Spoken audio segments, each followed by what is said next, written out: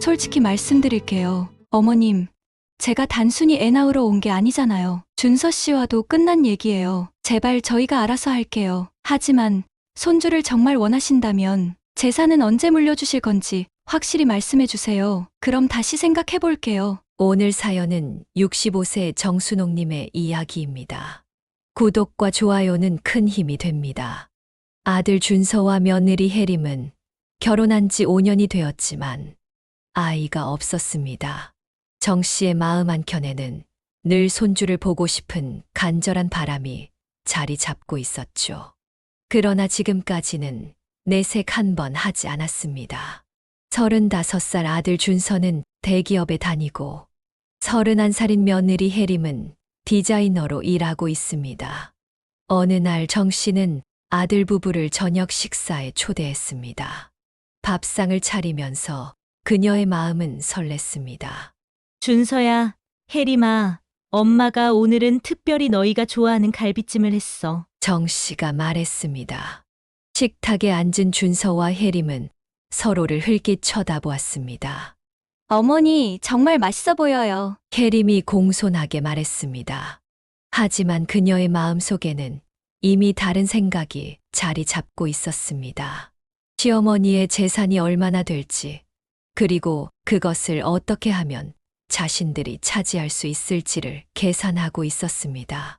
식사가 무르익어갈 무렵 정 씨는 조심스럽게 입을 열었습니다.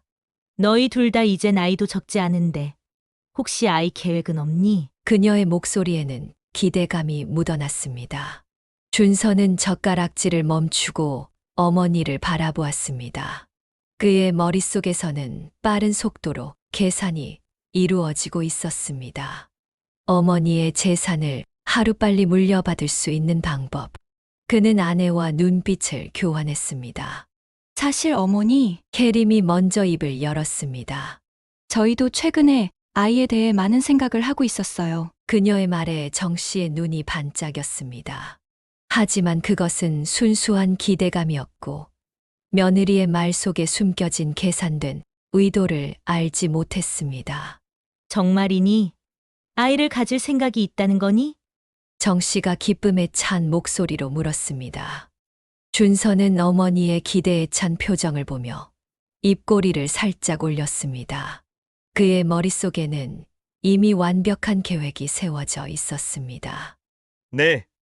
어머니, 저희도 이제 아이를 가져야 할 때가 됐다고 생각해요. 준서가 말했습니다. 하지만 아이를 키우려면 많은 준비가 필요하잖아요. 그의 말에는 교묘한 암시가 담겨 있었습니다. 정 씨는 아들의 말에 고개를 끄덕였습니다. 그녀의 마음은 이미 기쁨으로 가득 차 있었고 아들 부부의 숨겨진 의도를 알아차리지 못한 채 행복한 상상에 빠져들고 있었습니다. 다음 주말 정 씨의 집에서 또다시 가족 모임이 있었습니다. 이번에는 혜림이 먼저 손주 이야기를 꺼냈습니다. 그녀의 눈빛에는 날카로운 계산이 서려 있었습니다. 어머니, 요즘 손주 생각 많이 하시는 것 같은데요. 혜림이 찻잔을 들며 말을 시작했습니다.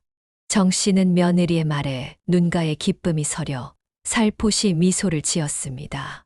그래, 언제쯤 좋은 소식 들을 수 있을까 늘 기다리고 있단다. 정 씨가 다정한 목소리로 답했습니다. 그 순간 혜림의 입가에 미묘한 미소가 스쳤습니다. 어머니, 솔직히 말씀드릴게요. 혜림이 갑자기 분위기를 바꾸며 말했습니다. 요즘 시대에 아이 키우는 게 얼마나 힘든 줄 아세요? 한두 푼 가지고는 아이 제대로 못 키워요. 준서는 아내의 과감한 발언에 놀란 듯했지만 이내 자신도 한마디 거들었습니다. 맞아요. 어머니, 요즘은 교육비만 해도 어마어마하잖아요. 애를 낳으려면 확실한 재정적 기반이 있어야. 정 씨의 얼굴이 순간 굳어졌습니다. 아들과 며느리의 말이 단순한 걱정이 아니라는 것을 직감적으로 느꼈습니다. 하지만 그녀는 아직도 순수한 희망을 놓지 못했습니다.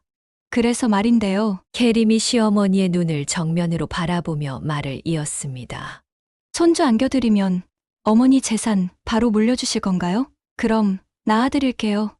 그러실 거 아니면 말씀하지 마세요. 혜림아, 무슨... 정 씨의 눈이 커졌고 그녀의 손이 떨리기 시작했습니다.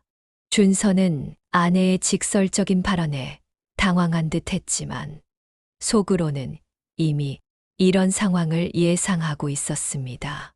어머님, 솔직히 말씀드릴게요. 제가 애 낳으러 온 게 아니잖아요. 준서 씨와도 끝난 얘기예요. 캐림의 목소리가 점점 높아졌습니다. 이 부분은 저희가 알아서 할게요. 근데 진짜로요. 손주 원하시면 확실히 말씀해 주세요. 재산은 언제 물려주실 건지, 그럼 다시 생각해 볼게요. 정 씨는 혜림의 말을 듣는 순간 심장이 덜컥 내려앉는 기분이었습니다. 겉으로는 평온한 표정을 유지하려 했지만 그만 말문이 막혀버렸습니다. 늦가을의 쌀쌀한 바람이 창문을 때리고 있었습니다. 그녀의 마음속에도 차가운 바람이 불었습니다. 아들과 며느리의 진심이 이제야 보이기 시작했습니다. 정 씨는 그날 밤 잠을 이루지 못했습니다. 아들과 며느리의 말이 귓가에서 맴돌았습니다.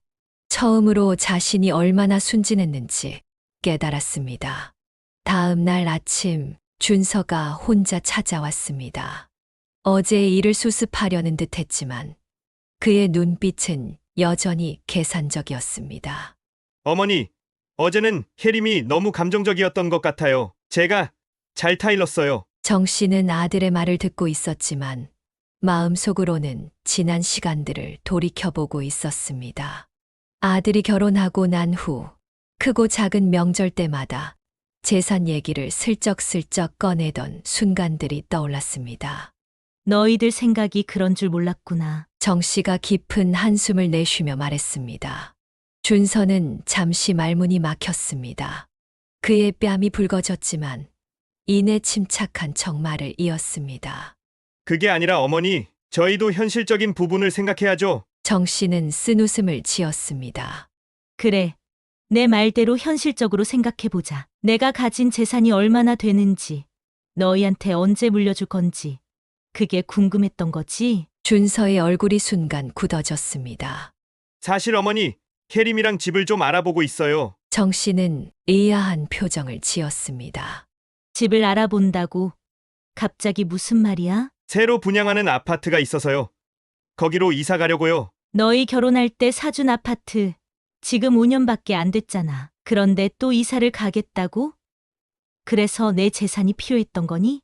이제 알겠다. 너희가 그토록 손주 얘기를 꺼냈던 것도 결국은 이런 계산들이 다 있었던 거구나. 그토록 사랑했던 아들이, 그토록 믿었던 아들이, 이제는 자신을 하나의 재산으로만 바라보고 있다는 사실이 가슴 한켠을 아프게 찔렀습니다. 어머니, 제 말은 준서가 다시 말을 꺼내려 했지만 정 씨는 고개를 저었습니다. 이제 알겠다. 너희가 진정으로 원하는 게 뭔지. 내가 바보처럼 너희의 진심을 몰랐던 거야. 방 안에 무거운 침묵이 내려앉았습니다. 준서는 어머니의 달라진 태도에 당황한 기색이 역력했습니다. 그는 뭔가 말을 하려다가 입을 다물었습니다. 정 씨의 눈빛이 너무나 서늘했기 때문입니다. 며칠 후 준서는 회사 일을 마치고 퇴근길에 혜림과 통화를 했습니다. 준서 씨, 어머님이 우리 생각을 눈치채신 것 같아. 어떡하지? 준서는 운전대를 꽉 쥐며 한숨을 내쉬었습니다. 알아. 어머니가 요즘 전화도 잘 안 받으시고 만나자고 해도 피하시는 것 같아. 그의 목소리에는 조바심이 묻어났습니다. 그들의 계획이 물거품이 될까 두려웠기 때문입니다. 그날 오후 정 씨는 친구 김 변호사를 만나 상담을 했습니다. 내가 가진 재산 중 일부를 아이들을 위한 복지재단에 기부하고 싶어. 특히 어려운 환경의 아이들을 위한 기금으로 사용되었으면 좋겠어. 김 변호사는 잠시 정 씨를 바라보다가 물었습니다. 준서는 어떻게 생각해? 정 씨는 쓴웃음을 지었습니다. 아직 말은 안 했어. 하지만 이건 예전부터 준서 아빠와 같이 생각했던 일이야. 그날 저녁 준서는 집에 찾아왔습니다. 준서가 조심스럽게 입을 열었습니다. 어머니, 요즘 저희 때문에 많이 서운하셨죠? 정 씨는 깊은 숨을 들이쉬고는 조용히 말했습니다. 준서야, 내가 결정한 게 있단다. 어려운 아이들을 위해 재산의 일부를 기부하기로 했어. 준서의 얼굴이 순식간에 굳어졌습니다. 뭐라고요?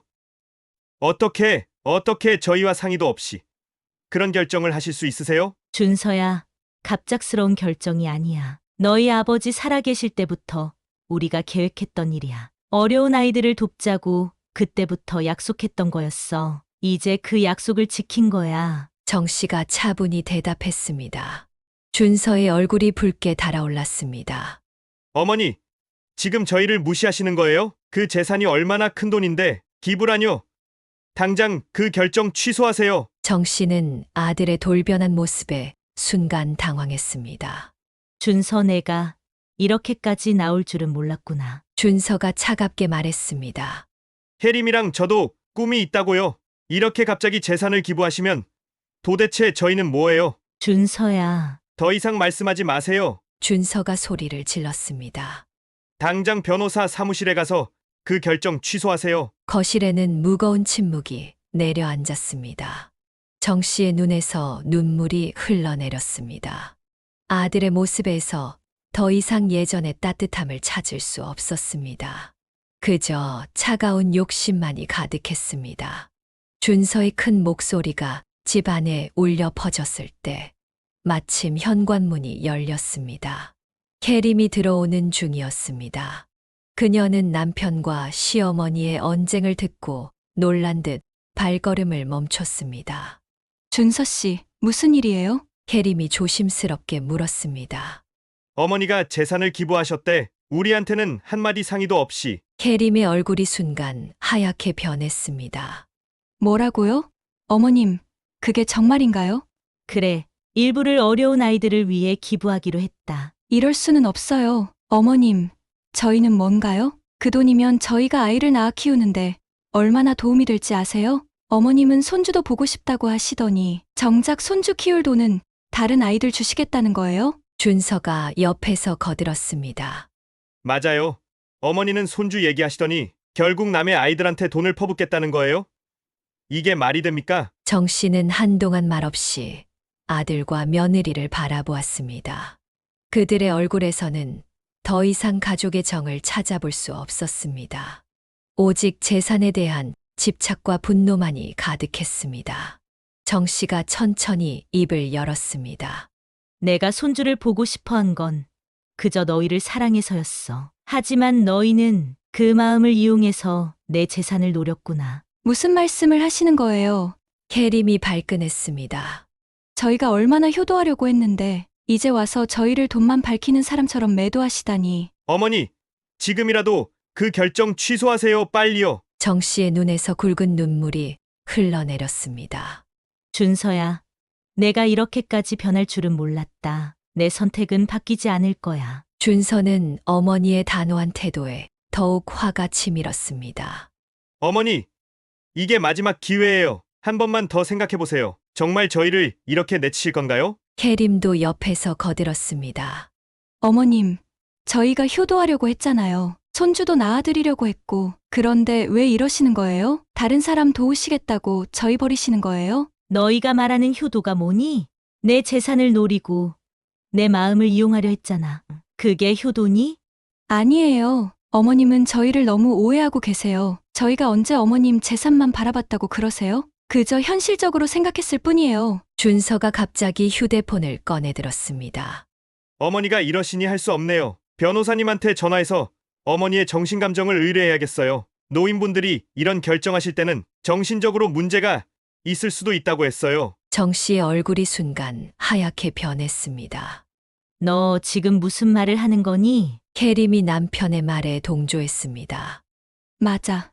준서 씨, 어머님이 이렇게 급작스럽게 결정하시는 것도 이상하잖아. 분명 뭔가 이유가 있을 거야. 전문가의 상담이 필요해. 너희들. 정 씨의 목소리가 떨렸습니다. 이제는 나를 정신병자 취급까지 하겠다는 거니? 어디까지 갈 생각이니? 준서는 이미 전화를 걸고 있었습니다. 김 변호사님? 네, 저희 어머니 때문에 연락드렸는데요. 정 씨는 아들에게 다가가 휴대폰을 낚아챘습니다. 그만해. 이제 너희가 하는 짓이 도를 넘었구나. 그녀의 목소리가 떨렸습니다. 어머니, 휴대폰 돌려주세요. 이런 모습이 정상이신 것 같으세요? 혜림이 옆에서 휴대폰을 촬영하기 시작했습니다. 어머님, 진정하세요. 지금 어머님의 모습이 얼마나 위험해 보이시는지 아세요?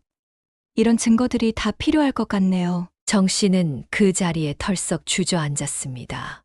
자신의 아들과 며느리가 이렇게까지 변할 수 있다는 사실이 그녀의 마음을 무너뜨렸습니다. 준서야, 이제 그만하자. 정 씨의 목소리는 깊은 절망감에 잠겨 있었습니다. 하지만 준서와 혜림은 멈추지 않았습니다. 그들은 계속해서 정 씨의 모습을 촬영하고 녹음하려 했습니다. 그들의 눈에는 이미 어머니가 아닌 자신들의 미래를 방해하는 장애물만이 보였습니다. 정 씨는 천천히 자리에서 일어났습니다. 그녀의 눈에서는 더 이상 눈물이 흐르지 않았습니다. 대신 강렬한 눈빛으로 아들과 며느리를 바라보았습니다. 이제는 정말 알겠구나. 너희가 얼마나 많이 변했는지. 준서는 여전히 휴대폰을 들고 있었고 혜림도 녹화를 멈추지 않았습니다. 하지만 정 씨의 달라진 눈빛에 그들의 손이 살짝 떨렸습니다. 앉아라, 둘 다. 정 씨의 목소리는 이제 흔들림이 없었습니다. 준서와 혜림은 서로를 바라보다가 천천히 소파에 앉았습니다. 그들의 손에 들린 휴대폰이 아직도 녹화 중이었습니다. 그 휴대폰부터 내려놓으렴. 이상하게도 그녀의 목소리에는 위험이 서려 있었습니다. 준서가 입을 열려고 했지만 정 씨가 손을 들어 제지했습니다. 내가 태어났을 때 아빠와 난 세상을 다 가진 것 같았어. 그때 내 아빠가 그랬지. 우리 아들 돈보다 중요한 걸 알게 키우자고. 근데 지금 넌 돈 때문에 이렇게까지 됐구나. 어머니의 말씀에 처음으로 가슴 한켠이 찔린 듯 했습니다. 정 씨가 며느리를 바라보았습니다. 혜림아, 너 처음 우리 집에 왔을 때 참 착했어. 휴대폰을 들고 있던 그녀의 손이 천천히 내려왔습니다. 너희가 진정으로 뉘우치고 사람답게 살게 될 때까지 기다리마. 방 안에 무거운 침묵이 내려앉았습니다. 돈보다 소중한 게 뭔지 이제라도 알았으면 좋겠구나. 너희가 진정한 가족의 의미를 잊은 것 같아서 내가 너무 마음이 아프다. 준서와 혜림은 그날 밤 집으로 돌아가는 길에 아무 말도 하지 않았습니다. 어느 날 아침 준서는 출근을 준비하다 문득 자신의 책상 서랍을 열었습니다. 그곳에는 어린 시절 아버지가 주신 용돈이 담겨 있던 돼지 저금통과 편지가 있었습니다. 준서는 편지를 읽고 눈물이 쏟아졌습니다. 1년 뒤 준서와 혜림은 어머니 집을 찾았습니다. 이번에는 휴대폰도 녹음기도 들고 있지 않았습니다. 그저 진심 어린 마음만 안고 왔습니다. 정 씨는 현관문을 열어주었지만 그들을 바로 들이지는 않았습니다. 무슨 일이니? 정 씨의 목소리는 여전히 단호했습니다. 어머니 정말 죄송해요. 준서가 고개를 숙였습니다. 정 씨는 잠시 그들을 바라보았습니다. 이번에는 그들의 눈빛이 달랐습니다. 더 이상 계산적이지 않았고 욕심으로 가득 차 있지도 않았습니다. 들어오너라. 정 씨가 마침내 문을 활짝 열었습니다. 거실에 앉아 차를 마시며 그들은 처음으로 진정한 대화를 나눴습니다. 돈 얘기도 재산 얘기도 하지 않았습니다. 그저 서로의 마음을 이야기했습니다. 준서의 눈에서 뜨거운 눈물이 흘러내렸습니다. 그동안 욕심에 가려져 보지 못했던 어머니의 마음이 온전히 가슴에 와닿았습니다. 저희가 너무 잘못했어요. 한 번만 용서해 주세요. 얼마나 어리석었는지 이제 알았습니다. 돈보다 소중한 게 뭔지 이제 알았어요, 어머니. 오랫동안 기다려온 진심 어린 마음이 느껴졌습니다.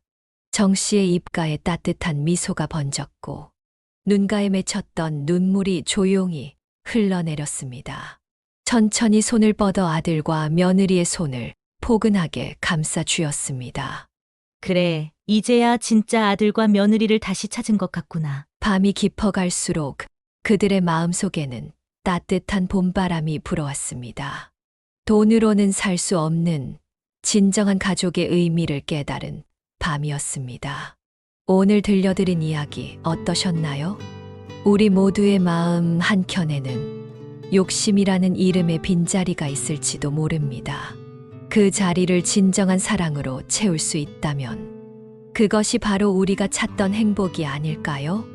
여러분의 생각도 댓글로 남겨주세요. 구독과 좋아요는 큰 힘이 됩니다.